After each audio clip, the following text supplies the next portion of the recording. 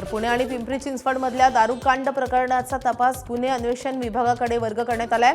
या प्रकरणी पोलीस आयुक्त अमितेश कुमार यांनी मोठी कारवाई केली आहे। या प्रकरणात हडपसर पोलीस ठाण्याचे प्रभारी अधिकारी मोगले, एपीआय सिकलकर आणि पोलीस उपनिरीक्षक मुलानी यांना निलंबित करण्यात आले। आतापर्यंत या प्रकरणात 8 जणांना पोलिसांनी अटक केली असून यातील 4 आरोपींना 8 जूनपर्यंत पोलीस कोठडी सुनावण्यात आली आहे।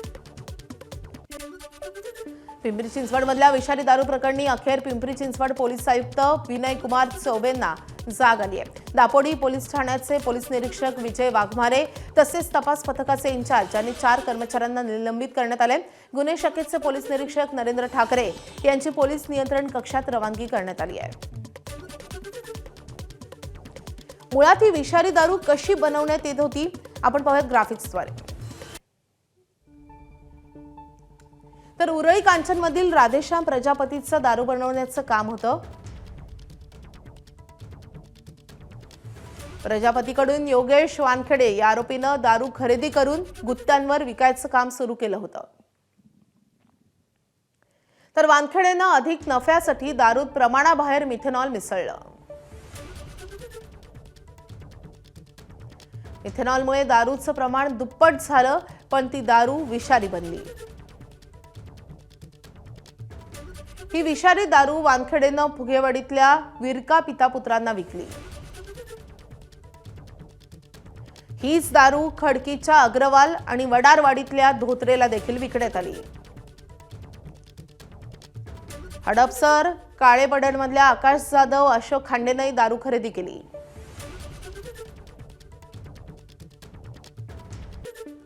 सांगली सातारा विधान परिषद निवडणुकीत रंगत वाढण्याची चिन्ह आहेत। आटपाडी तालुक्यातल्या शिवसेनेतील मानले जाणारे नेते तानाजी पाटील आज सकाळी 11 वाजता उमेदवारी अर्ज दाखल करणार आहेत। काही दिवसांपूर्वी तानाजी पाटील आणि खानापूर आटपाडीचे आमदार सुहास बाबर यांनी उपमुख्यमंत्री एकनाथ शिंदे यांची भेट घेऊन उमेदवारीबाबत चर्चा केली होती।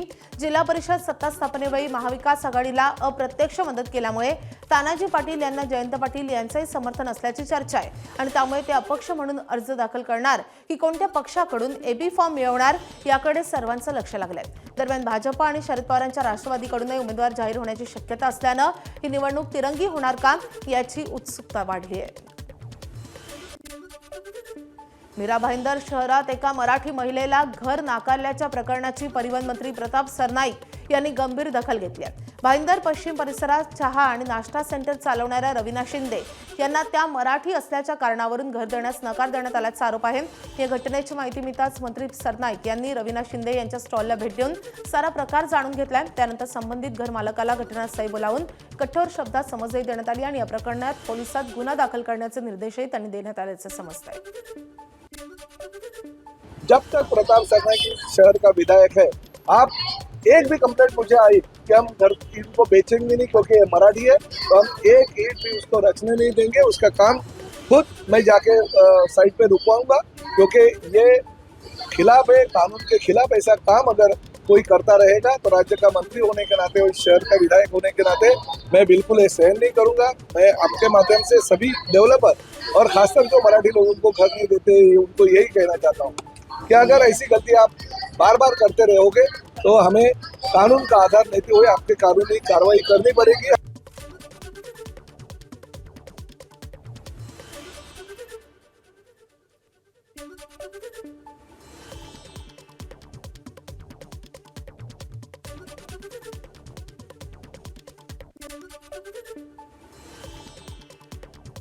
काँग्रेसचे खासदार राहुल गांधींनी नीट विद्यार्थ्यांची भेट घेतली आहे। भारतातील तरुणांना नरेंद्र मोदींवर विश्वास नाही। नीट विद्यार्थ्यांच्या भेटीनंतर राहुल गांधी यांनी एक पोस्ट केली आहे। मुंबईच्या पायधुणी परिसरात एक धक्कादायक प्रकार घडलाय। या घटनेत एका महिलेच्या प्रसूतीवेळी झालेल्या शस्त्रक्रियेदरम्यान वापरलेलं कापड डॉक्टर त्या महिलेच्या पोटातच विसरल्याचा आरोप तिच्या कुटुंबियांनी केलाय। ही घटना मोहम्मद अली रोडवरच्या नूर रुग्णालयात घडली आहे। या महिलेच्या पोटातलं कापड काढण्यात डॉक्टरांना यश आलंय। महिलेची तब्येत सध्या स्थिर असून पोलीस लवकरच तिचा जबाब नोंदवणार आहेत। या प्रकरणी संबंधित डॉक्टर आणि रुग्णालय प्रशासनावर गुन्हा दाखल होण्याची शक्यता आहे। या महिलेची 10 मे रोजी प्रसूती झाली होती, पण डिस्चार्ज नंतर तिला ताप येऊन तिच्या पोटात दुखू लागलं होतं आणि त्यामुळे साबुद सिद्दीक रुग्णालयामध्ये झालेल्या सिटी स्कॅनमधून ही धक्कादायक माहिती मिळाली आहे। तो लोग रिपोर्ट नहीं बता रहे थे, बोले हम लोग देख लिए, हमारे हिसाब से कर रहे हैं।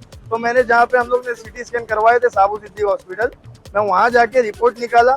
अब रिपोर्ट जब निकाला मैंने तो हमारे एक डॉक्टर को भेजा, तो रिपोर्ट में उन्होंने ये बताया, बोले कि ये तो सिटी स्कैन में आया कि अंदर ग्लव्स भूल गए। तो ये लोग मेरे से यही छुपाना चाह रहे थे और ये छुपा के ऑपरेशन करके ये कहानी को इधर खत्म करना चाह रहे थे। ये नूर हॉस्पिटल का ऐसा पहला केस नहीं, और भी बहुत सारे केसेस है अगर आप हिस्ट्री निकालेंगे तो। वसईत सायबर भामट्यांनी थेट एका न्यायाधीशाच्या पत्नीला लक्ष्य करून त्यांना तब्बल 1,82,000 रुपयांना गंडा घातलाय। वसई सत्र न्यायालयातील न्यायाधीशांच्या त्या पत्नी असून त्या बांधकाम व्यवसायाशी संबंधित आहेत। 15 मे रोजी पीडित महिलेला एका अनोळखी क्रमांकावरून व्हॉट्सअप कॉल आला आणि त्या फोनवरच्या व्यक्तीनं आपण अधिकृत प्रतिनिधी असल्याचं भासवत गुगल पे संदर्भात काही प्रक्रिया सांगितली। संबंधित व्यक्तीनं पीडित महिलेला इंटर अमाउंट कोड टाकण्यास सांगितलं।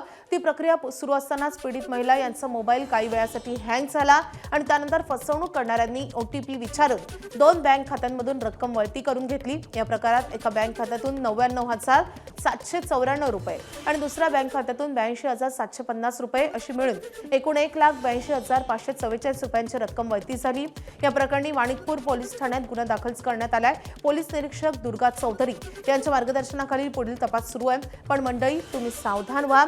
कोणत्याही अनोळखी क्रमांकावरून तुम्हाला कॉल आला, एखादी लिंक किंवा OTP संदर्भात विचारणा झाली तर त्यावर विश्वास ठेवू नये असं आवाहन आता पोलिसांनी केलं आहे।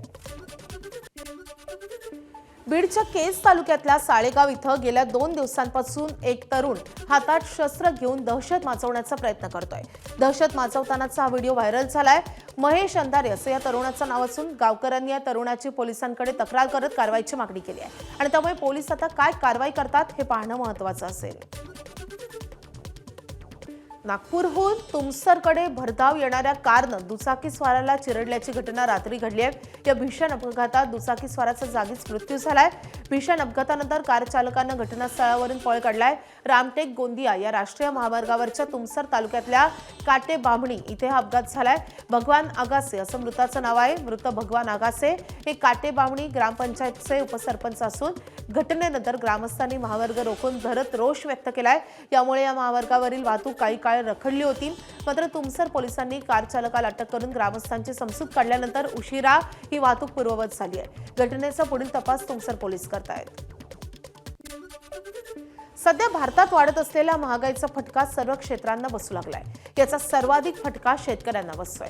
शेतीसाठी लागणारे सर्व खतं, बियाण्यांचे दर मोठ्या प्रमाणात वाढू लागलेत। शेतीसाठी लागणाऱ्या सर्व साहित्यांचे भाव वाढत आहेत। मात्र शेतमालाला अपेक्षित भाव मिळत नसल्यानं शेतकरी पूर्णपणे हवालदिल झालाय। हिंगोली जिल्ह्यातल्या शेतकऱ्यांशी आमच्या प्रतिनिधींनी संवाद साधलाय। जे ते उच्चांक गाठलेला आहे। मोठ्या प्रमाणामध्ये महागाई वाढू लागली आहे। पेट्रोल डिझेलचे भाव वाढलेत आणि अशातच खतांचे आणि बियाण्याचे सुद्धा भाव वाढले, तर त्यामुळे हिंगोली जिल्ह्यातले शेतकरी पुरते हवालदिल झाले। तर नेमकं काय वाटते शेतकऱ्यांना आपण जाणून घेऊया। दादा, आता भाव वाढ व्हायला लागलेली आहे, खतांचे सुद्धा भाव वाढले, तर पेट्रोल डिझेलचे भाव वाढले, तर वाहतूक वाढते, शेती करणं परवडते का आणि महागाईचा काय फटका? शेती करणं परवडत नाही। खताचे भाव प्रत्येक बॅग मागं 200, 300, 400 असे भाव वाढलेले आहेत आणि शेतमालाला काहीच भाव मिळत नाही। जे आहे तेच आहे। उलट डिझेलचे भाव वाढल्यामुळे शेतीचा जे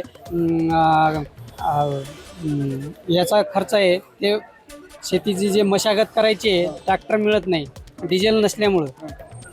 मशागतीचे काय रेट वाढले की नाही? मशागतीचे रेट वाढले। मालाला भाव नाही, यायचे भाव वाढले। हळदीचे भाव जायचे 13 ते 13च आहे, त्याचा का भाव वाढ ना। फक्त त्याचे भाव वाढले, प्रत्येक बॅग माग 500 रुपये 700 रुपये वाढले। आता सोयाबीनला आता भाव वाढवला। शेतकऱ्याला सोयाबीन 42 नाही गेलं, आता 72, 8,000 पर्यंत सोयाबीन चाललं आणि आता बियाण्याचे भाव बियाण्याचे भाव वाढणार, कारण की त्याचा आता भाव वाढवले सोयाबीनचे। परवडत नाही साहेब, किती करायला काय ट्रॅक्टरचे भाव आता पहिले उन्हाळ्यामध्ये आता 700 रुपये घंटा होता, 800 रुपये 900 रुपये घंटा चालू आहे ट्रॅक्टरचा। मशागतीचे भाव वाढले। डिझेल वाढायले तर शेती ट्रॅक्टरवाल्याला नागरायचं बोललो ते मला 800 रुपये घंटा द्या, नाही तर डिझेल आणून द्या। शेतकऱ्यांना कुठं जायचं डिझेल आणायला? आपण जावं तर आपल्याला शेती केल्याशिवाय आपण फिरत नाही, आपली बैल उपाशी मरतात शेतात। एवढी भाव वाढ झाली आहे की शेती करणं सुद्धा परवडत नसल्याची प्रतिक्रिया शेतकऱ्यांनी दिलेली आहे। माधव रिपके, ABP माझा। 3 जूनला ठाण्यात पाणी पुरवठा बंद राहणार आहे। पीसीए उदंचन केंद्र, टेमघर जलशुद्धीकरण केंद्राच्या सबस्टेशनमध्ये पावसाळ्यापूर्वी ती देखभाल आणि दुरुस्तीचं काम हाती घेण्यात येणार आहे आणि त्यामुळे बुधवारी सकाळी 9 ते रात्री 9 वाजेपर्यंत पाणीपुरवठा बंद राहील. या शटडाऊन नंतर पाणीपुरवठा पूर्वपदावर येईपर्यंत पुढील 1 ते 2 दिवस काही भागांमध्ये कमी दाबानं पाणीपुरवठा होण्याची शक्यता आहे आणि त्यामुळे नागरिकांनी आवश्यकतेनुसार पाण्याचा पुरेसा साठा करून ठेवावा आणि महापालिकेला सहकार्य करावं असं आवाहन महापालिकेच्या वतीनं करण्यात आलं आहे. कल्याण डोंबिवली शहरांना विविध जलशुद्धीकरण केंद्रांमधून होणारा पाणीपुरवठा मंगळवार 2 जून रोजी तब्बल 12 तास बंद राहील. महानगरपालिकेच्या 12वे, मोहिली, नेतिवली आणि टिटवाळा येथील जलशुद्धीकरण केंद्रांमधून होणारा पाणीपुरवठा मंगळवारी सकाळी 8 ते रात्री 8 वाजेपर्यंत बंद राहील. या कालावधीत कल्याण डोंबिवली तसेच ग्रामीण भागातील अनेक परिसरांना पाणीपुरवठा होणार नसल्यानं नागरिकांनी आवश्यक तेवढाच पाणीसाठा करून ठेवावा असं आवाहनही करण्यात आलं आहे. एबीपी माझा, उघडा डोळे बघा नीट.